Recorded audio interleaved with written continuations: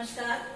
ज्ञान विचरण में आपका हार्दिक स्वागत अभिनंदन। हम पढ़ रहे बसंत बाग 2 कक्षा 7 के लिए हैं और आज हमारा अध्याय है जो वीर कुंवर सिंह नंबर 17।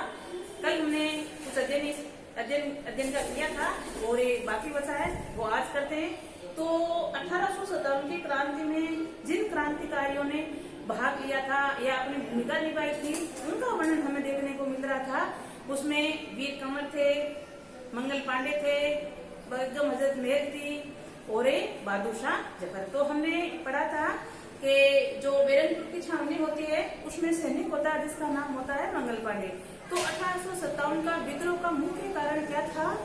जो बेरंगपुर की छावनी में जो सिपाही थे, जैसे मुख्य रूप से मंगल पांडे का नाम आता है, तो मंगल पांडे ने कारतूसों को मुंह से खोलने के लिए मना कर दिया था। कारण क्या बताया था? जो कारतूस थे वो सुअर और गाय की चर्बी से बनते थे, इसलिए तो वो विद्रोह शुरू कर दिया गया। और बाकी वजह सैनिक उन्होंने भी विद्रोह किया था, लेकिन अंग्रेजों ने जल्दी ही मंगल पांडे को फांसी दे दी गई थी 8 अप्रैल 1857 ईस्वी को। और बाकी जो सैनिक थे उन्होंने दिल्ली की ओर कूच किया और दिल्ली जाकर अपने आप को स्वतंत्र घोषित कर दिया और भारत का शासन मुगल प्रशासक का बहादुर शाह जफर था उसको बना दिया था।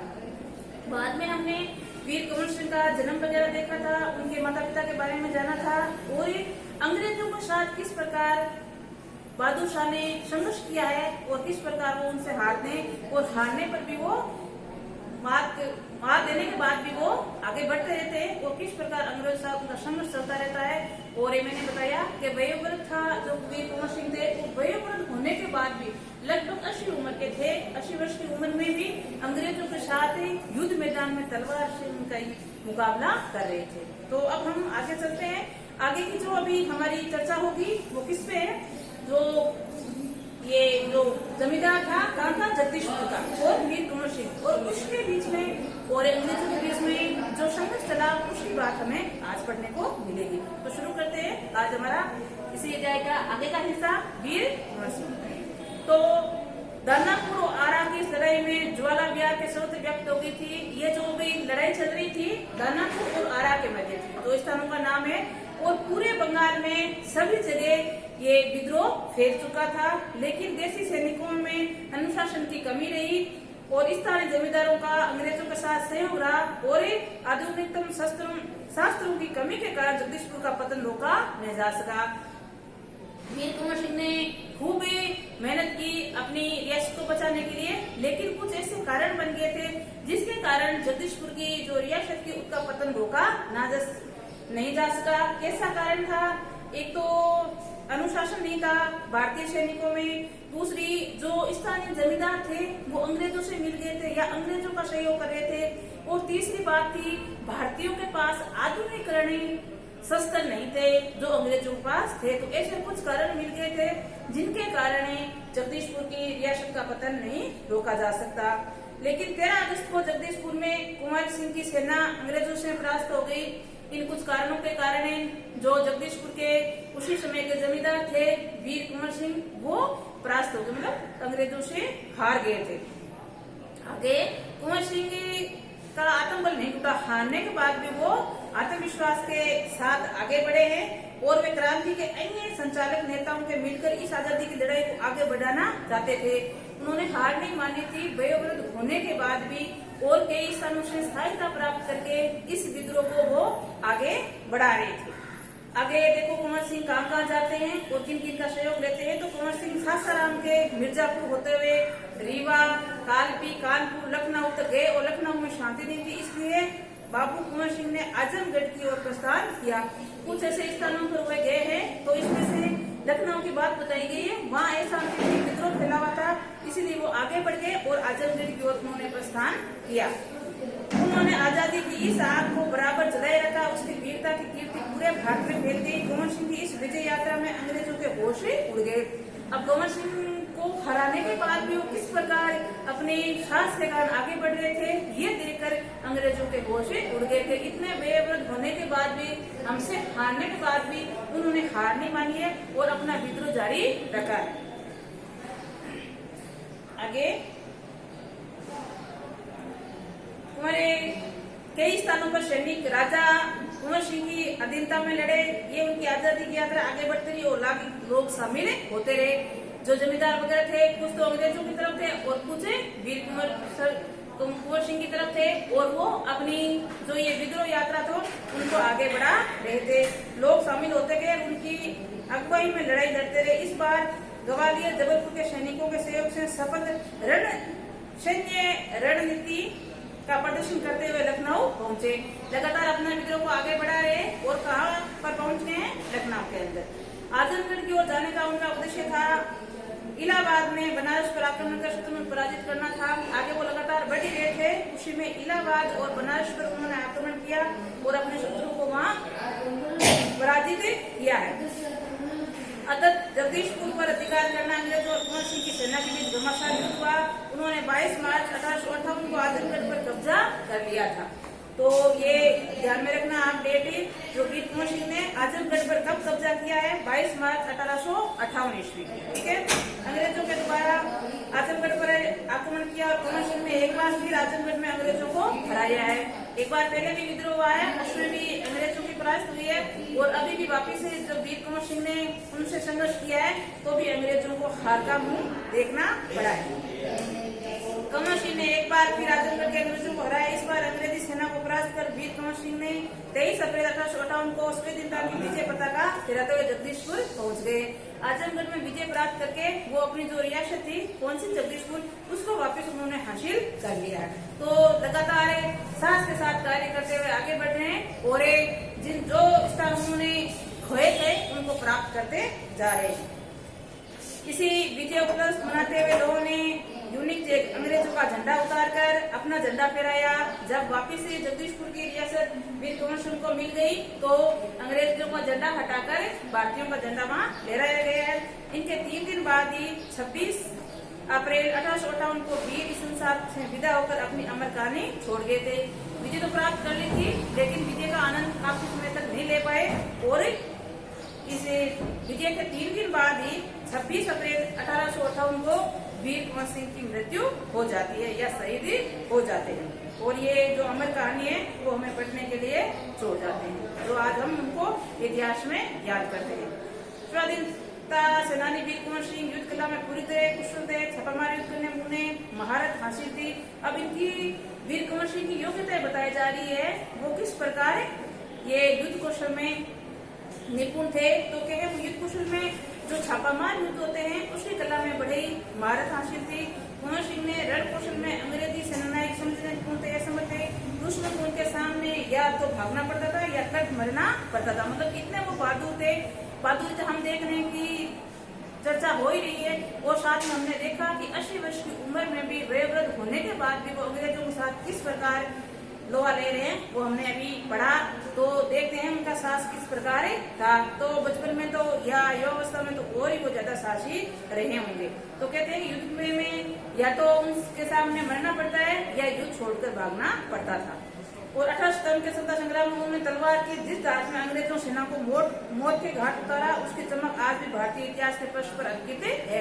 जो हम इसी की अमर कहानी पढ़ते हैं, वो 1857 की जो क्रांति थी उसमें किस प्रकार वीर कुंवर सिंह ने अपना सहयोग दिया और अंग्रेजों को लोहे चने चबाए थे, इसकी कहानी हम आज भी पढ़ते हैं।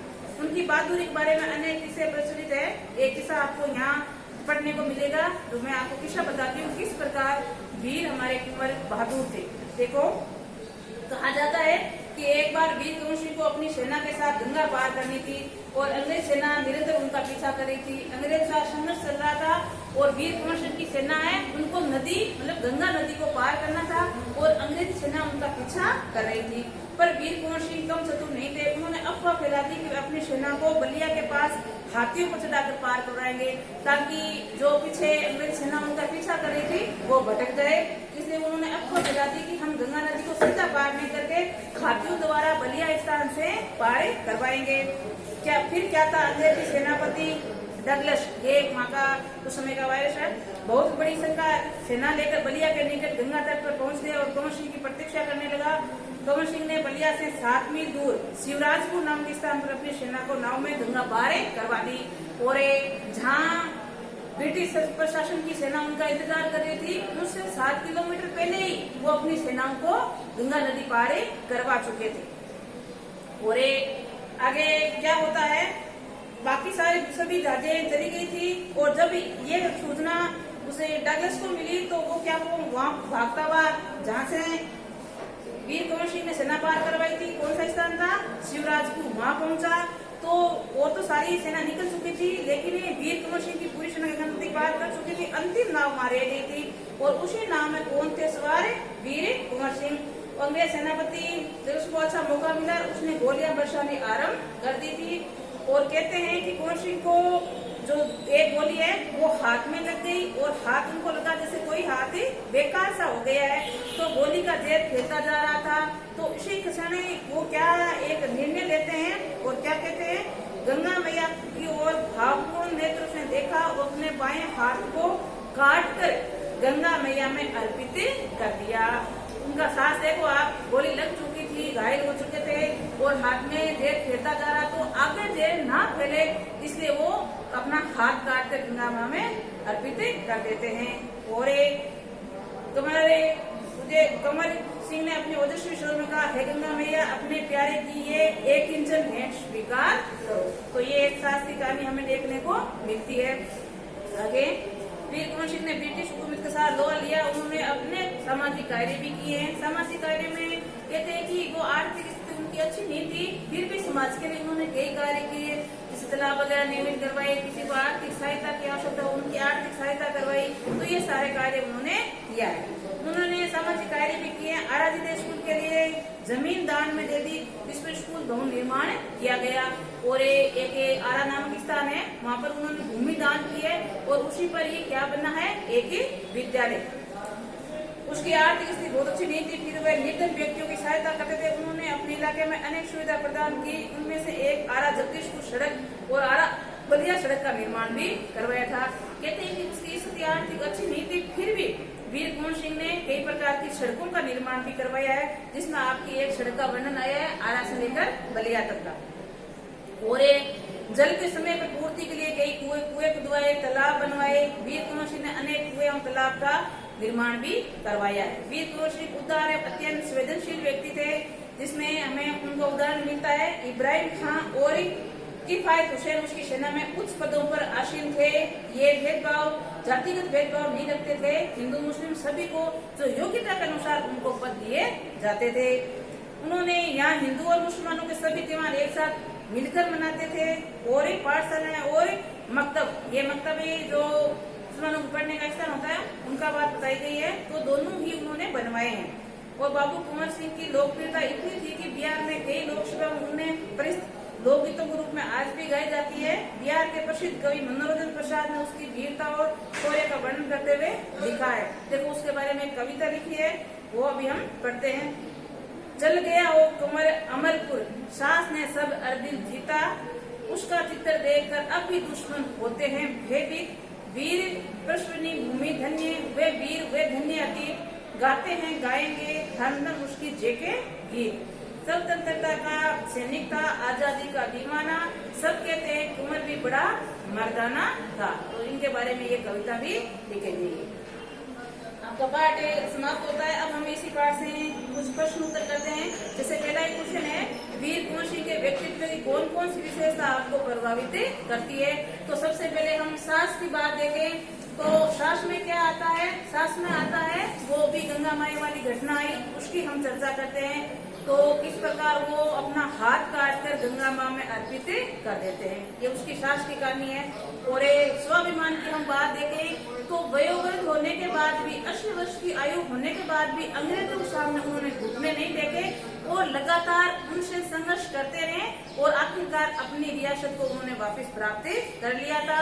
और संप्रदाय की भावना को हम देखें तो इनकी सेना में दोनों हिंदू और मुस्लिम दोनों प्रकार के व्यक्ति कार्य करते थे और योग्यता के आधार पर उनको पद दिया जाता था और हिंदू और मुस्लिम दोनों त्योहारों को वो मिलकर ही मनाते थे।